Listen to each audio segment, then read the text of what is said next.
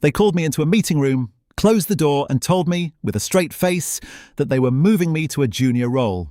Same pay for now, the HR person said, just a slightly different remit, reporting into Danny.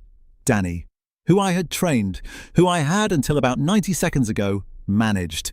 I'd run my team for 6 years, built it, and now, in a 5-minute meeting, they were stripping it away, handing my responsibilities out, and slotting me in underneath someone I'd hired as a junior.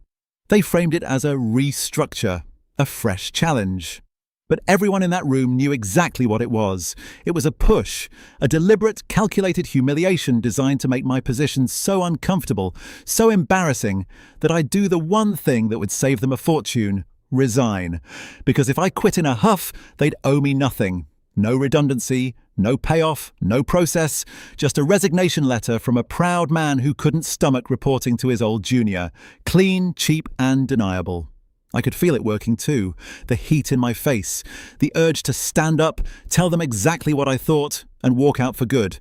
That's what they wanted. That was the entire design. So I didn't.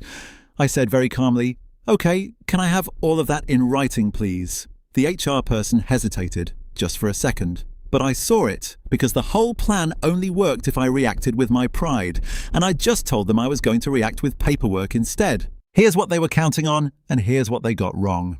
They were counting on me being too proud to accept the demotion and too angry to think clearly. Resign in a rage, and they win.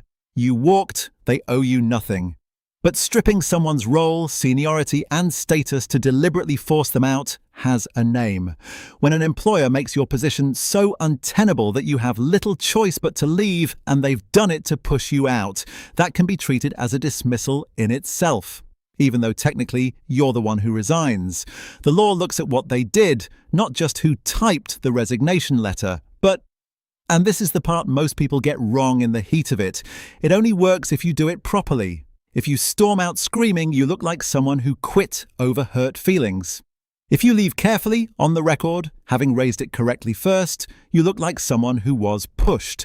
So I did it carefully. I got the demotion in writing, which they now had to provide, having offered it in a formal meeting. That document was gold, proof, in their own words, that they were removing my responsibilities and my seniority. I raised a formal grievance, calmly, setting out that my role was being stripped for no legitimate reason, and that this felt like an attempt to force me out. On the record, dated. And before I did anything final, I got proper advice, so that every step I took protected me instead of them. I didn't give them the angry resignation they'd designed the whole thing to produce.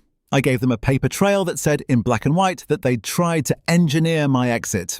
Once I'd raised the grievance and taken advice, the whole dynamic flipped, and I think they realized it around the same time I did. Because now the situation didn't look like a valued employee accepted a restructure. It looked like exactly what it was, an employer who deliberately demoted a 6-year manager to report to his own former junior with no genuine business reason, immediately after which he raised a documented grievance saying he was being forced out. That is not a good file for a company to be holding. That is the kind of file that, if it ever reached a tribunal, tells a very clear story, and the restructure language fools nobody once the timeline is laid out. So when I did eventually leave, I didn't leave the way they'd planned. I didn't storm out with nothing. I left through a negotiated settlement, a proper exit agreement, with a payment that reflected exactly how weak their position had become the moment I chose paperwork over pride. They'd tried to get rid of me for free. It ended up costing them a settlement precisely because I refused to hand them the cheap, angry resignation they'd built the whole demotion to trigger. Danny, for what it's worth, didn't last much longer either. Turns out being handed a team through someone else's humiliation isn't a great foundation. I moved to a company that gave me a bigger role than the one they'd stripped, and I never once regretted saying, "Can I have that in writing?" instead of, "You can stick your junior role." Here's the lesson. When someone humiliates you to make you quit, your pride is the weapon they're using against you. The angry exit is the trap. Stay calm, get it in writing, raise it properly, take advice, and a stunt designed to cost them nothing ends up costing them a settlement. Leave on your terms, not the ones they designed for you. Has an employer ever tried to humiliate you into quitting so they wouldn't have to pay you? drop it in the comments.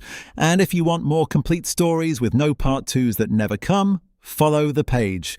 New story every day.